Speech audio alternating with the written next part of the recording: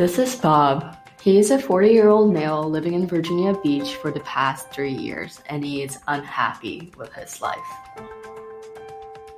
Maybe his dissatisfaction comes from the fact that he's a software engineer who works over 70 hours per week, or because of his new baby boy, or maybe he is simply having a midlife crisis. Instead of dealing with his problem directly, he decided to see if people who are in similar situations are also unhappy. With that thought in mind, Bob stumbled across some survey from Virginia Beach, which included around 50 questions on general life satisfaction living in the city and demographic data of the responder. In the dataset that Bob found, there were 50 questions in the survey, and the survey responses were categorical variables with 5 categories ranging from very dissatisfied to very satisfied. Bob is trying to predict the overall satisfaction score, which was calculated by assigning numerical values to responses in the survey and modeling them using machine learning algorithms.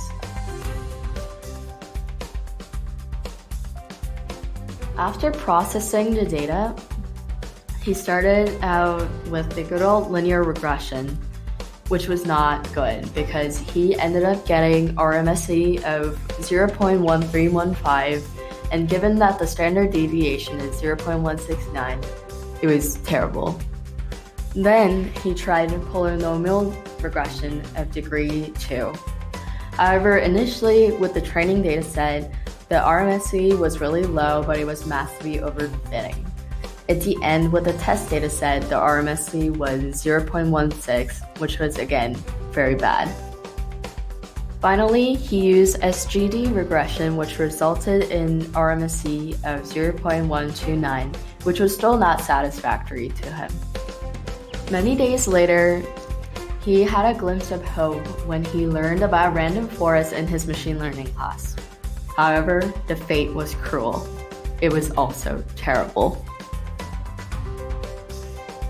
Scaling the response variable, hyperparameter tuning, polynomial spline, and regularizations, all those things did not work.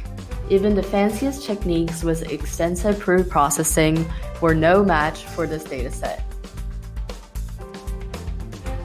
Through this analysis, Bob learned that it is important to have data with more quantitative features.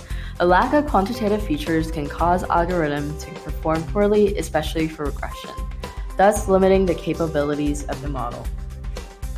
Bob also realized that it is crucial to have data features with high correlations to predict the label with the lowest possible error. With the Virginia Beach dataset, the correlations weren't above 10%, which limited the capabilities of the model to perform well. That's what happened on a granular level. Instead of predicting the satisfaction score, Bob also wants to try classify whether people are very dissatisfied to very satisfied, and curious to see if the performance is better on classification models than regression. He also wants to dig deeper and attempt to use neural networks or more complex algorithm to see if the performance improves. Stepping back and thinking in broader terms, it came to his mind that human emotion could not be predicted by a simple dataset or a survey. There wasn't any one feature that could predict life satisfaction. Bob came to realize that there are many factors that can contribute to life satisfaction that were not captured by the dataset. Whether he was able to predict the life satisfaction or not, Bob learned an important lesson.